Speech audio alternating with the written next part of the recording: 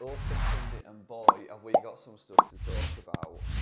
What an incredible third round. Who would have thought that Shane Lowry would have dropped so many shots on a day where them conditions, and he would probably agree with me saying this, were set up for him really. I mean, you would have thought that he would have thrived in, with them conditions yesterday. And golf,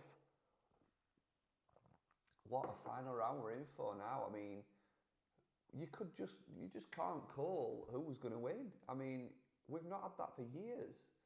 Last year were pretty much a disappointing final round. There weren't much to get excited about. But this year, you just can't call it. I mean, who would have thought Dan Brown would have still been in mix? After the first round, I think it's fair to say we would have all thought he'd have crumbled away. And he's still in there and he's looking fantastic. I mean, I feel a bit guilty of saying this, but I was sat with James last night watching it, and Dan Brown only lives probably 25, 30 minutes from us, and I've never heard of him. I've obviously played golf in Sheffield for 20 years, and I've never heard of the guy. And obviously he's qualified for Open through qualifying, and I think that just shows how many talented golfers we've got in England who we might never see play a major. And we've got some at our golf club, really, really talented playing professionals, full-time playing pros, who are exceptional golfers in the sort of like mid-20s. And we've got a big video coming out tomorrow with Gary Player, probably the best video that I think I've ever done. Not just for the video, but obviously I got to do that with my dad as well, which was special. And he said that golfers don't peak till the 36. So I think, for anybody that's trying to make it as a playing pro, don't give up. I mean, there's some really good, talented playing pros out there that can go and shoot 5, 6, 7 under in these local PGA events. Probably the same as Dan Brown were doing. But I think if you ever get that opportunity to qualify for a major, it just shows how much you can mix it. Your seasoned golfers, you're used to playing tournament golf. It's just a slightly different platform. But as Dan's showing, keep that dream alive. Because he's certainly got a good chance. I mean, I was saying to James as well last night, is I don't think that double bogey on the last hole is going to hinder him at all. I mean, if anyone's played tournament golf, going into a final round when it leads a different mentality. And I don't care what anybody says, you're going into that final round thinking, well, with something to defend, and you do play defensive. You're kind of thinking that if I don't drop any shots today, I've got a good chance. Whereas I think Dan Brown now is probably going to be going into this thinking that I'm in the final round for an Open with a chance I need to go out there and win this. He's got to go out there and do something. He's not looking over his shoulder. He's actually got to go out there and play the course as he sees it rather than playing the opponents behind him. I think this mentality going into a final round, I think it'd be worth him dropping that extra shot. I think if he'd have got a 5 last night on last hole, I think that today's score would have been worse, and that's just my opinion. But I cannot wait for this final round. And I honestly, for the first time in years, I could not say who was going to win it. I could not say. Get in the comments, guys. What do you think? Have you got any idea who's going to win it? And on a final note, Shane Lowry on last hole, I don't understand, and someone please explain this to me. He's knocked it in stand. Obviously, we do a bit of rules on this channel. And there's another point I'm going to mention about this as well. And he's got a free relief. How were his free relief nearer to the hole? Because I think the commentator said he can take a free relief from stand, but he can't go near it all. But then obviously when they dropped the ball, it were nearer the hole. And I'm sure that's within the rules, but it looked like it was near it all to me. So, yeah, I were a bit confused by that one. And there was another point as well. His ball was up on the stand. He'd obviously marked the point of where he was, or what it was for, the area that you were allowed to drop it. I mean, it looked nearest at all to me. But then he asked for his ball back. And I learnt a rule a couple of days ago that In that situation where your ball's in a or well, it doesn't have to be in that situation, but when you're taking a relief, you don't actually have to use the same ball. That's an opportunity for you to actually get a new ball out your bag and use it.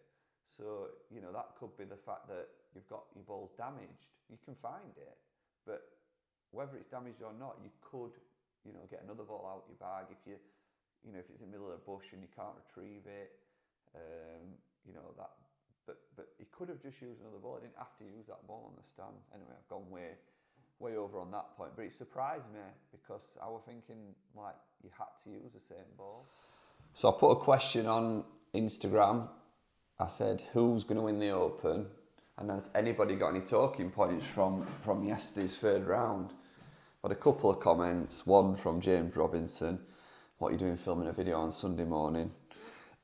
Tom Devine, one at PGA Pros from Garforth Golf Club, mentioned how brutal was that back nine. I mean, have you ever watched a major tournament in them conditions before? Like, in the history of my life, I can't remember watching one, but, you know, for you guys who's watched golf longer than me, you might have. But, yeah, me and James were sat there last night and we weren't sure if it would just we're getting a bit silly how they'd set the course up, you know, a bit too difficult. There were a hole where I think Lowry and Dan Brown were hitting drivers into a par 4 for the second shot and still came up short. But playing shots that they'd never played, you know, like obviously playing shots, force yourself into shots that they're just no experience sort of playing really. Is it taking, are we going to get the best golfer wins? I mean, I suppose, yeah, you're still going to get the best golfer win, aren't you?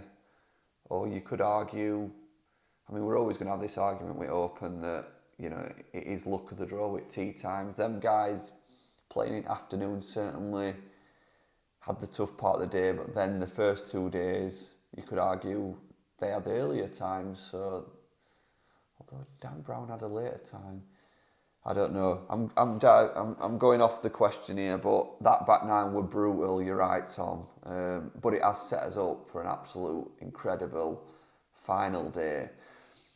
What it might do though, it might help now because the ones in the contention are all going to be playing late, aren't they? So I suppose it's going to take a massive score from someone playing this morning to even get in that mix. But who knows? Somebody shoots 6-7 under this morning, and then the leaders, you know, can't shoot under par.